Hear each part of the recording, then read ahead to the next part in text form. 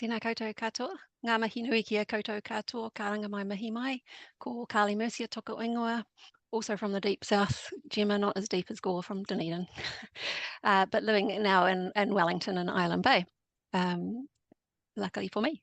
So thank you all so much for joining us today. I'm really looking forward to having the opportunity of sharing the findings from the latest report with you all.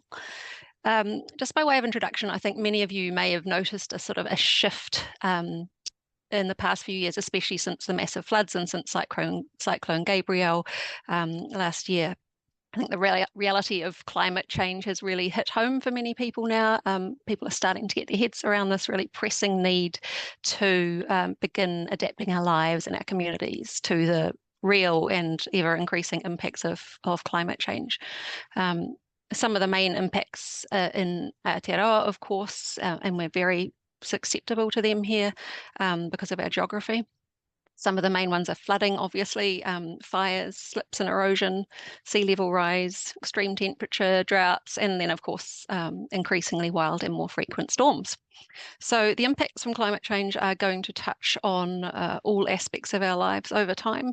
They will in all likelihood affect where we live and how we live, how much our insurance costs if we can get it at all. They'll affect our communities, whether they are accessible, whether there's a road in and out. They'll affect our regional and our national economies, our infrastructure, our transport options, where we can grow certain foods, and so on and so on. And of course, all those big changes are going to affect our societies. So how we view them, whether we feel we have control over how they respond to these changes, whether people feel increasingly powerless or not. So that will impact our levels of social cohesion, which is essential to stability and to keeping democracy on an even keel. So that's why I find all of this a really, really important topic. You know, it's a huge and pressing question for all our communities is how we adapt. And it's something I think that we put off discussing at our peril.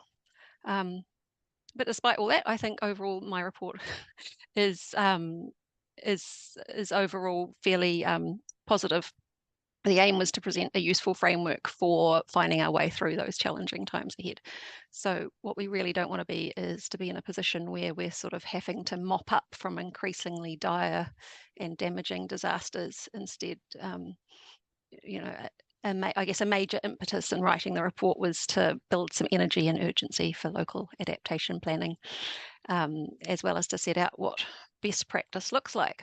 So I'm just going to share a bit of a slideshow here. Hopefully you can all see that okay.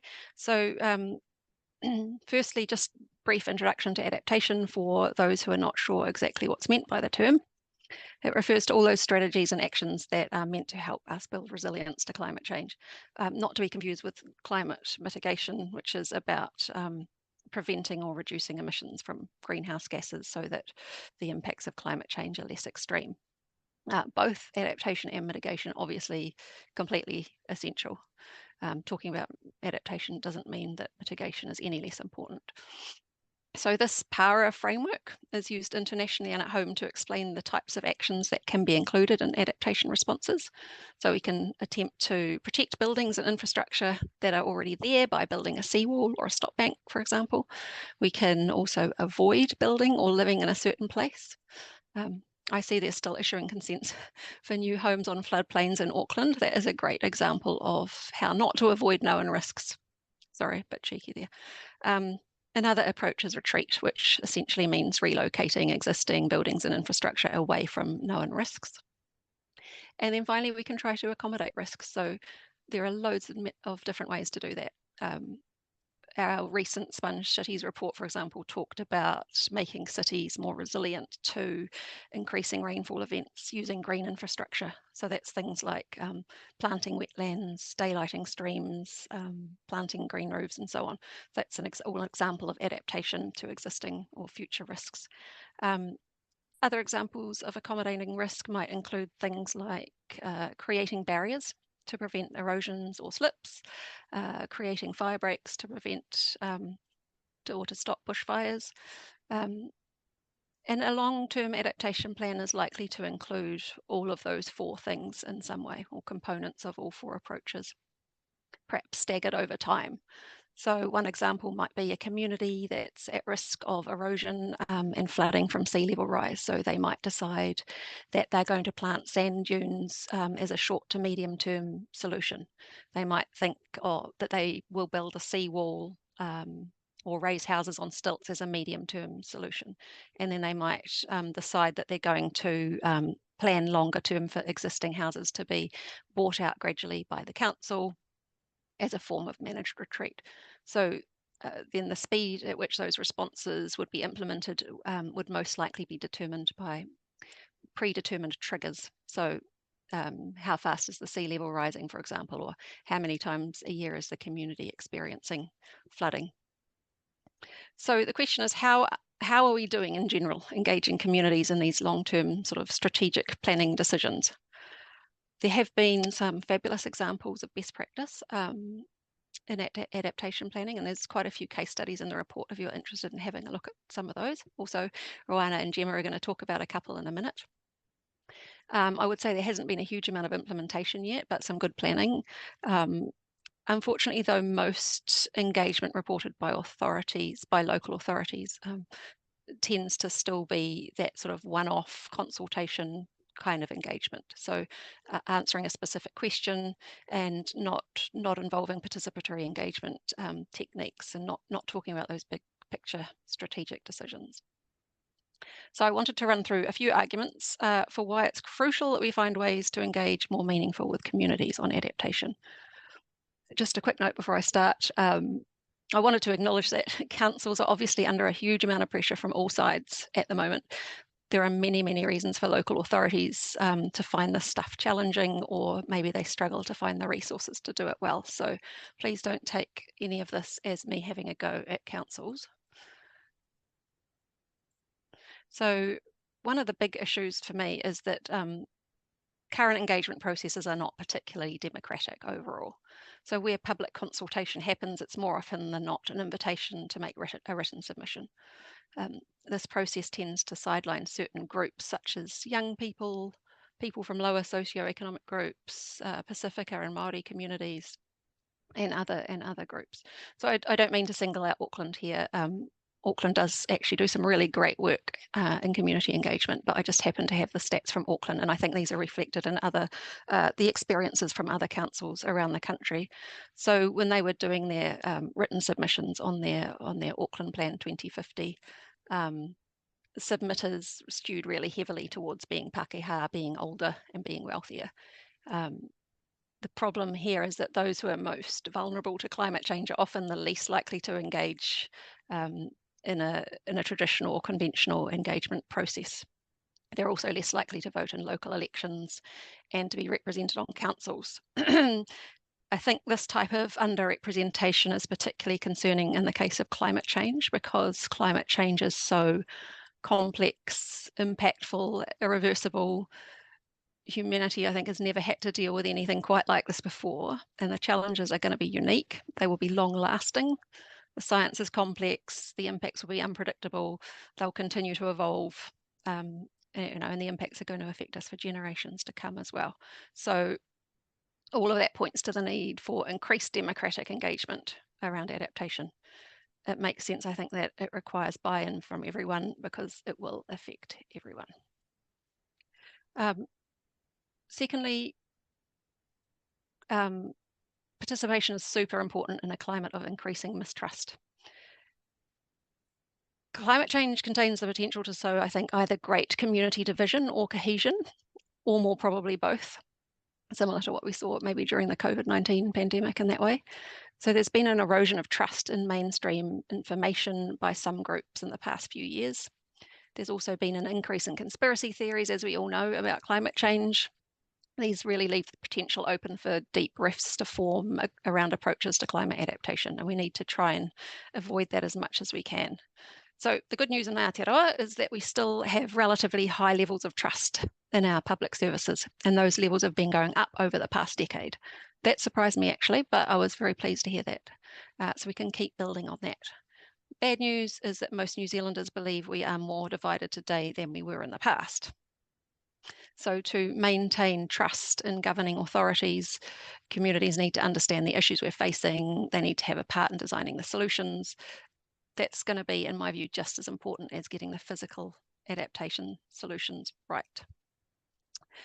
Finally, next slide. Community engagement promotes equity and leads to better decision making. So the basic premise there of just transitions is that climate adaptation efforts should aim to reduce, not exacerbate, existing inequalities that already exist in our society. This means, for example, ensuring that those who are most affected by climate change are not only invited to participate in deliberations, but also that they're resourced to do so. I think that's really key. Another goal is to minimise maladaptation. As the name suggests, that means, or that refers to actions rather, that rather than leading to better resilience, actually have or make the outcomes of adaptation worse for some groups or for everyone. Good engagement can also improve the quality and durability of policy responses. Research points, for example, to community engagement leading to far more transformative and bolder recommendations and significantly better outcomes by a measure of about 4-to-1. So well worth it in terms of if you want to come up with a really good, durable, solid intervention for climate change for your community. Right, I'll just dip very quickly into the theory. This is the IAP2 spectrum of public participation, most widely recognised framework for public engagement internationally and at home. This spectrum goes from left to right, obviously, beginning with the lowest levels of participation, and then each step represents an increasing degree of community impact on the process. A key part of using the spectrum is that you would match the issue to be decided on with the right level of engagement. And the rule of thumb being that the more complex an issue is, the more there is disagreement on that issue, on the science, for example, and the more impact an issue will have on a community, the further towards the right you would want to be moving in terms of which kind of engagement process you selected. In other words, for climate adaptation planning, you would want to be aiming at least to involve the wider community, but more ideally, you'd want to be following a process of true collaboration or partnership, or even empowering the community to make some or all decisions themselves. Next slide. So the report covers the key principles for good engagement in a fair bit of detail, and there are many, many principles. I've just selected some of the top ones that I think are important here, but please do take a look at the report if you're interested to get the full list. There is no single recipe for community engagement. Sorry, guys, but some of the most important best practice principles include that decision makers should transition from a one-off consultation model towards developing long-term partnerships with communities and involving them in strategic planning. The goal should be a two-way dialogue, which means taking the time to listen to concerns. Oops, sorry. I seem to have accidentally pushed the wrong button there. Which means taking time to listen to concerns, to explain the science and to develop solutions together. The engagement must also be strongly grounded in the local community. This silly old thing has got a life of its own, sorry everyone. And to build on local knowledge and mātauranga. And it's also essential that all voices are heard, not just the most dominant, which I mentioned before. I think both Rowana and Gemma are going to touch on those last few bullets a bit more in a moment, so I won't go into those in detail.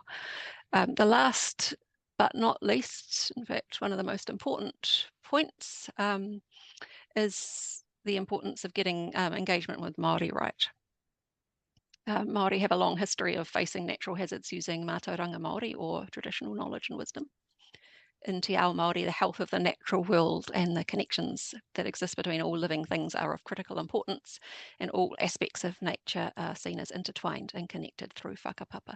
So even for this reason alone, there is great value in ensuring Māori are involved in adaptation planning, even aside from the legal and moral obligation to make sure that it happens. There are also some really great examples of this happening, and also of iwi leading adaptation planning very successfully. However, the level of engagement between local authorities and mana whenua does vary substantially across the country. And the legal obligation to engage is set out under the RMA, Resource Management Act, and the Local Government Act. And really that just sets out a bare minimum requirement to consult with not much detail given at all. And yeah, that's a problem in my view. So I argue strongly in the report that we need an update to our laws to ensure that robust engagement with Māori happens as a matter of course, and that Māori can be better supported to lead their own processes. There was going to be a sort of a beefing up of the requirement to engage with Māori under the new Natural Built Environments Act, which was passed last year, but has now been repealed by the new government. So we do need some kind of something to replace that. The Climate Adaptation Bill was also being developed last year. I don't know where that's going to sit within the new government, whether they're going to continue with that or not, but we need some kind of that was hopefully going to set out best practice for engagement, but I'm not sure now obviously where that is, so we'll have to wait and see. But we'll need some kind of legislative requirement, I think, in order to ensure that happens properly. Right. Oh, sorry, I should have said this. These are some conclusions from the Parliamentary Māori Affairs Select Committee that took place. A review took place last year on what best practice looks like in terms of engaging with Māori on climate adaptation. I won't read them out. You've probably read them by now. But as you can see, they set out a model of best practice that reflects a vision of empowerment with shared or delegated decision making being the ideal.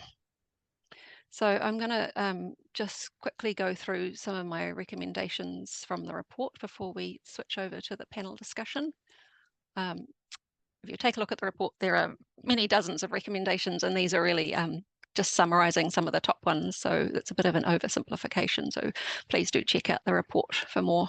So I mentioned already, the first recommendation is we need to be getting ready for climate change urgently. We need to be engaging more meaningfully with communities as part of that process. And currently, meaningful engagement is not widespread or mainstream. So there's a lot to work on here. Again, I want to emphasise that I'm very aware of how hard this stuff can be for councils. They face increasing pressure to do more with less, especially the smaller councils, I think. And adding to that, public participation can be expensive, time-consuming, and can involve specialist skills. So it's not straightforward. And councils have expressed in various surveys how challenging they find the process, which is why we also have a raft of recommendations for central government, and I think their role should be to support local authorities. And before I look at those, I realise I haven't talked much about that last bullet, innovative approaches. My colleagues are going to do a bit of that, but I did want to highlight the great promise I see in deliberative approaches such as citizens' juries, where a representative group for an area is put together to make a decision on a certain topic. There was one recently in Wellington which looked to help the council make decisions around the priorities for its long-term plan, for example. And the thing I love about them is that they're a great way to take politics out of decision-making on policy. So I encourage you to read more and learn more about that if you're interested. Other approaches discussed in the report in terms of innovative approaches include things like the use of serious games, which NIWA's been doing a lot of research into. So people playing games, and that actually helps them express what their values are or what their dreams and visions are for their communities, and it helps them to understand some of the more complex science around climate change as well. There are also a range of different audio-visual tools and art and role play and so on as well. So yeah, as I said, we'll hear a bit more about that in just a sec from Gemma and Rowana when they talk about their experiences. So lastly, recommendations for central government. So let me just check the time. How am I going? Good. Amazingly, I'm keeping within time this time. So central government will need to play a big role in ensuring that all councils are able to plan and implement adaptation approaches in a timely way. I think if they don't, then it may not happen. That's my worry. So the first big issue being that the size of a council does not necessarily correspond to the extent of adaptation work that they may need to undertake. So smaller councils may have just as many or more issues to deal with than some of the bigger cities, but their rate space is obviously a whole lot less. So West Coast is a great example of that. So I think that strongly suggests that some kind of central funding is called um, for some areas. Um, we also recommend that central government support local council by funding research into community engagement processes, by promoting best practice and supporting capacity building for councils to help run effective engagement processes. And finally, I mentioned earlier that the law is currently lacking clear guidelines about what effective community engagement and adaptation looks like. When should it happen? How should it be paid for? So there's a gap there that needs to be filled in the legislation, or at the very least in some kind of national policy statement or in the National Adaptation Plan.